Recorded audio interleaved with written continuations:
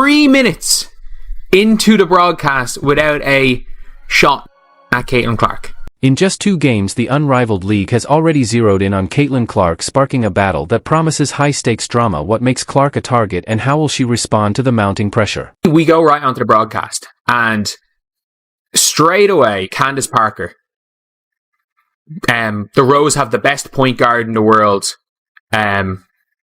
The best point guard in the world, Chelsea Gray. Unrivaled took less than 2 games to say they somehow have the best point guard. I think they must have forgotten Caitlin Clark exists, or are they now trying to discredit her because she decided not to join their league? How important has Chelsea been in this matchup for you guys? Come on, Andy, you know the question for that. You know the answer for that. What do you mean how important? She's our point guard. She's our leader. So come on now, Andy, you know the answer to that. Chelsea's very important to us.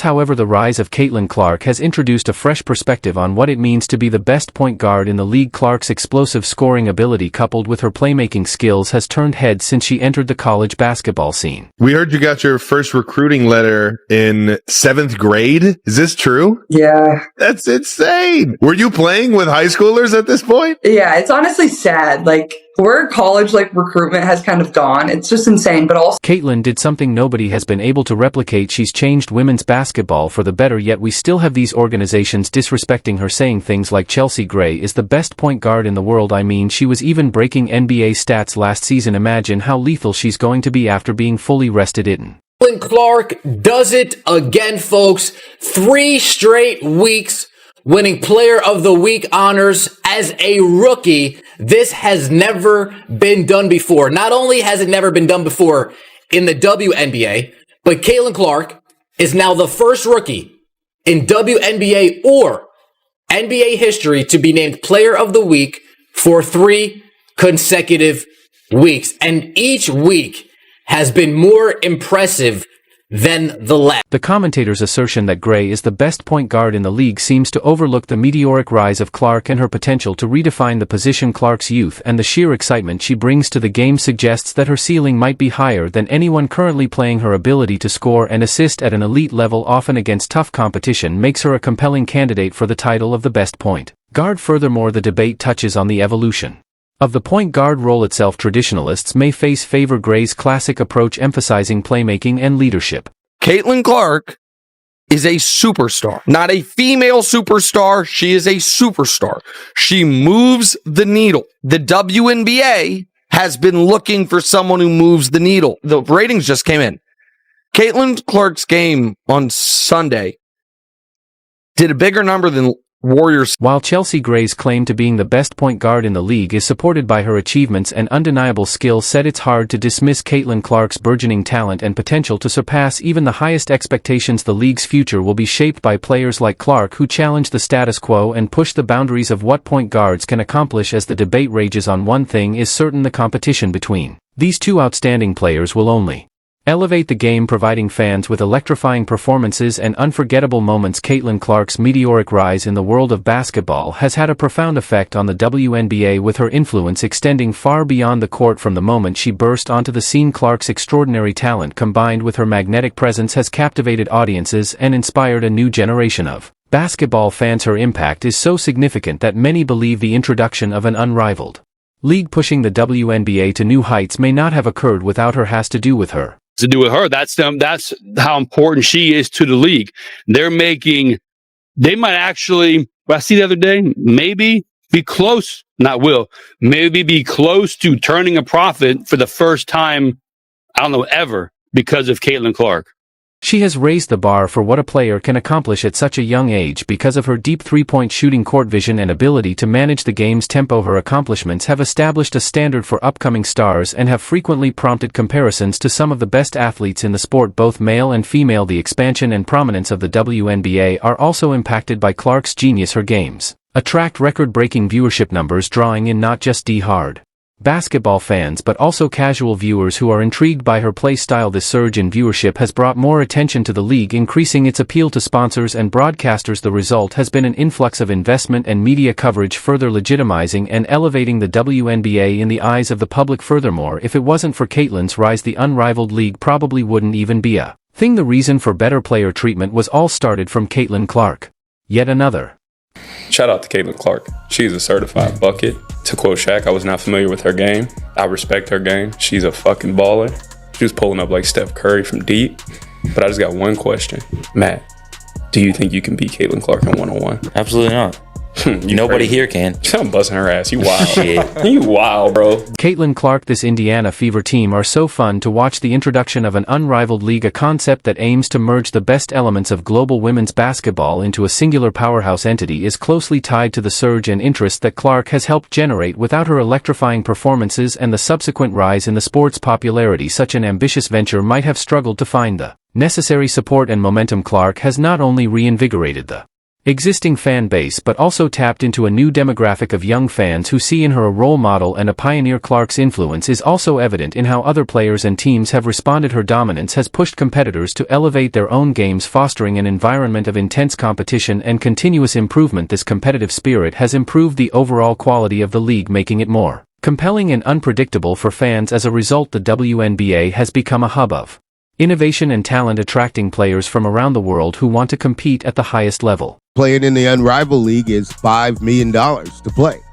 The market's been set for Caitlin Clark and 3-on-3 basketball, as Ice Cube and the Big Three made an official offer to Caitlin Clark of $5 million to play in the Big Three. I think that's where the price tag is set for Caitlin Clark. Additionally, Caitlin Clark's effect on the WNBA is nothing short of transformative. Her talent and influence have not only elevated the standard of play but also positioned the league as a central force in global basketball. Without her, the introduction of an unrivaled league might have remained a distant dream. Clark's legacy is already being written, and her impact on the WNBA will be felt for generations to come. Recently, Clark received a massive offer to join Unrivaled, a burgeoning league eager to establish itself as a powerhouse in women's basketball. The league saw in Clark not just a phenomenal player but a marketing juggernaut who could be the face of their brand. They offered her not only a lucrative contract but also the promise of building the league's identity around her star power. The plan was simple: use Caitlin Clark's rising stardom to elevate Unrivaled visibility, drawing in fans and sponsors alike. But guess what? She said no, and now they are saying players like Chelsea are better than her. The saga is finished. After months of anticipation, we have got a clear story. We have got a denial. We have got a definitive, seemingly, answer.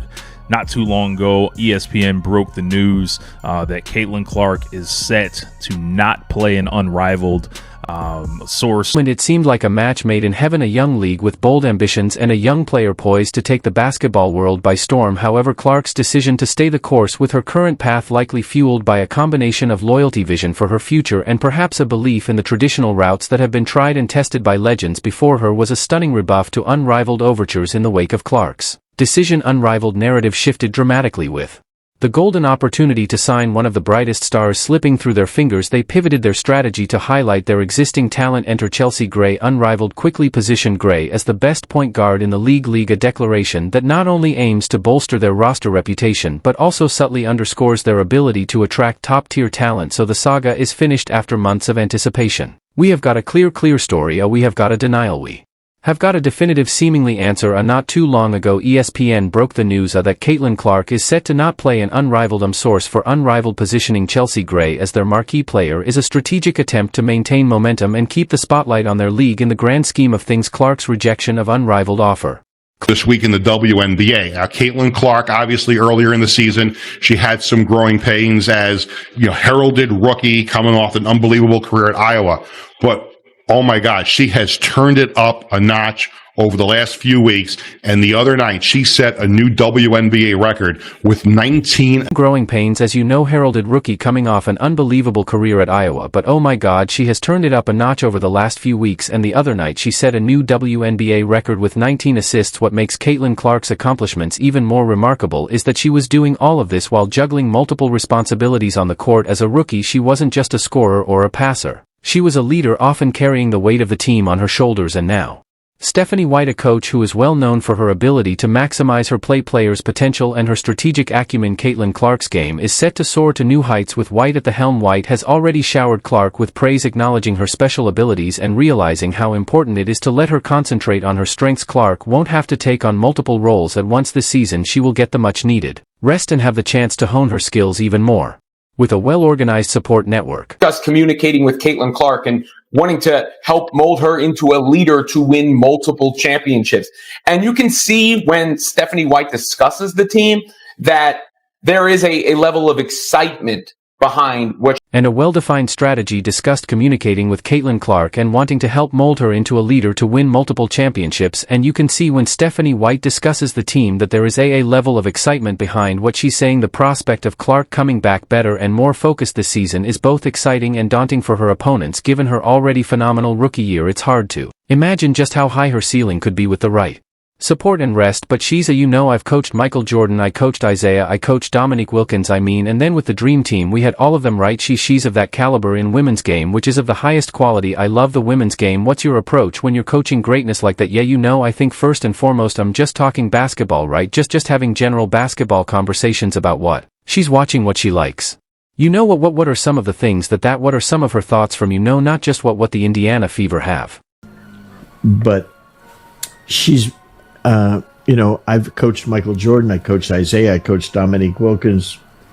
And then with the Dream Team, we had all of them. Right. She's of that caliber in the women's game, which is of the highest quality. I love the women's game. What's your approach when you're coaching greatness like that? Yeah, I think first and foremost, just talking basketball, right? Just having general basketball conversations. About what she's watching, what she likes, what are some of the things what are some of her thoughts from, not just what the Indiana Fever have done, but from the game of basketball